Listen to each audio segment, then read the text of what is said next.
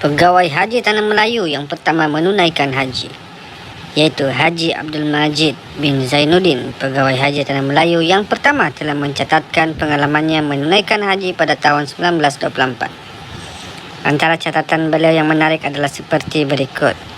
Yang pertama, kos menunaikan haji sekitar 500 hingga 600 ringgit Malaysia. Jemaah haji akan bertolak mula berlayar pada bulan Rejab, iaitu 5 bulan sebelum bulan haji Zulhijjah. Sebelum berangkat menunaikan haji, kenduri doa selamat akan diadakan oleh orang yang ingin menunaikan haji. Ada 2 pelabuhan untuk berangkat ke Mekah, yaitu Singapura dan Pulau Pinang. Pelayaran dari Tanah Melayu ke Mekah mengambil masa antara 13 hingga 17 hari sebelum kapal sampai ke pelabuhan Jeddah. Kapal akan singgah di Pulau Camaran yang terletak sekitar 500 batu dari pelabuhan Jeddah terlebih dahulu untuk dikuarantinkan. Semua jemaah mesti mandi dengan air garam dan mereka mesti mencuci pakaian mereka dengan wap pembasmi kuman. Kapal laut hanya akan berlabuh sekitar 5 batu dari pelabuhan kerana pelabuhan Jeddah banyak batu karang. Dari kapal laut, jemaah haji akan menunaikan perahu Arab yang dinamakan sebagai Dhow bersama semua barangan mereka menuju ke pelantar pelabuhan Jeddah. Jemaah haji akan dipimpin oleh seseorang yang dinamakan sebagai Syekh Haji, yang mana bertindak sebagai mutawif dan pembimbing. Sampai di pelabuhan, barangan mereka akan diperiksa oleh kastam dan seterusnya mereka akan membawa barang mereka ke atas kereta keldai lalu dibawa ke rumah tumpangan yang telah disediakan. Kota Jeddah kotor, berdebu dan sempit serta banyak nyamuk dan lalat. Di situ ada telaga besar sebagai sumber air dan air di Jeddah tidak sebaik air di kampung-kampung Melayu. Jemaah haji tidak boleh tinggal di Jeddah lebih daripada 2 hari. Sebelum bertolak ke Mekah, jemaah haji telah siap memakai ihram. Perjalanan dari Jeddah ke Mekah mengambil masa 2 hari dengan menaiki unta. Seekor unta dinaiki oleh 2 orang jemaah. Jemaah haji Tanah Melayu akan singgah bermalam di sebuah tempat yang bernama Bahra.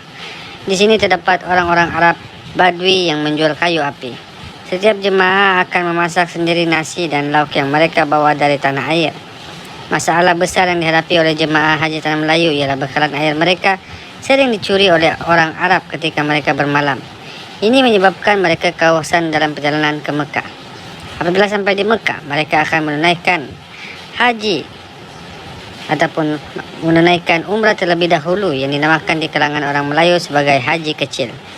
Sumber air di Mekah jauh lebih bersih dari Jeddah kerana terdapat air yang dialirkan dari pergunungan Taif ke Mekah melalui terusan Zubaidah.